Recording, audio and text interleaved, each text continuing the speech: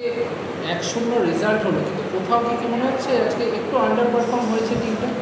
না, under perform না। দেখো, যেসব টিমগুলো লো ব্লকে খেলে সেসব টিমগুলোর সাথে ভালো ফুটবল খেলাটা খুব কঠিন। কারণ 11 জন প্লেয়ারই যদি একটা হাফে দাঁড়িয়ে থাকে, মাঠটা কতখানি ছোটো হয়ে গেল, তো ওইটুখানি মাঠের মধ্যে কাজ করা খুব কঠিন হয়।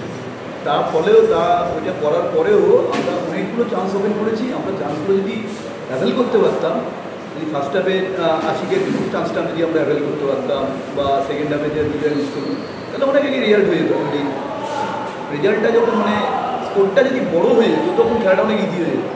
সেটা হয়নি, আমরা অ্যাভেল করতে পারিনি বলে খেলাটা একটুখানি মনে হয়েছে অসুবিধা। কিন্তু লো ব্লকে টিমের সাথে খেলা খুব কঠিন। আচ্ছা, হাইলাইন ডিফেন্স থেকে আপনারা কাউন্টারে যাচ্ছিলেন, একটা ডিলে কাউন্টারে যাচ্ছিলেন, এই স্ট্র্যাটেজিটাই কি থাকবে? এটা কি হাইলাইন ডিফেন্স থেকে ডিলে কাউন্টারে বুঝলাম না। আপনারা মানে স্টার্ট করছিলেন, একটু ব্যাক পাসটা খেলা হচ্ছিল, মাঝমাঠে খুব ভালো বল ধরে খেলা আমি হচ্ছিল। এক্ষুনি তো তাই বললাম যে টিমটা লো ব্লকে খেলে সেই টিমটার সাথে আপনি কাউন্টারে খুব কুইক যেতে পারবেন না। টিমটা তো অলরেডি দাঁড়িয়ে আছে পিছনে, সেই টিমটার সাথে যেতে হলে ডিলেই যেতে হবে। রেফারি নিয়ে কি বলবেন আজকে? দেখো, রেফারি নিয়ে কিছু বলার নেই। মান তো রেফারি সবাই বলছে, রেফারির মান নিয়ে প্রবলেম আছেই। আমরাও অনেক ফেস করছি। এখন রেফারি মান নিয়ে কিছু বলার নেই। রেফারি মান উন্নত করতে হবে এইটুখানি।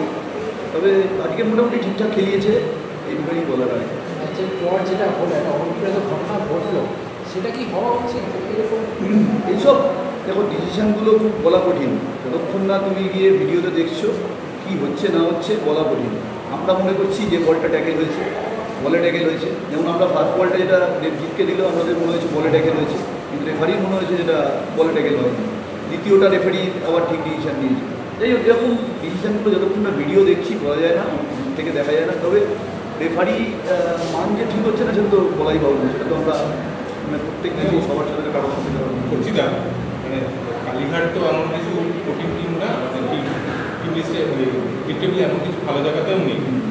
তা সেখানে তোমরা আইএসএলের এক্সপিরিয়েন্স প্লেয়ার আছে, জেতা প্লেয়ার নাম নিয়েছে, তারপরে তোমরা মাঝমাঠ ডমিনেট করতে পারছো না।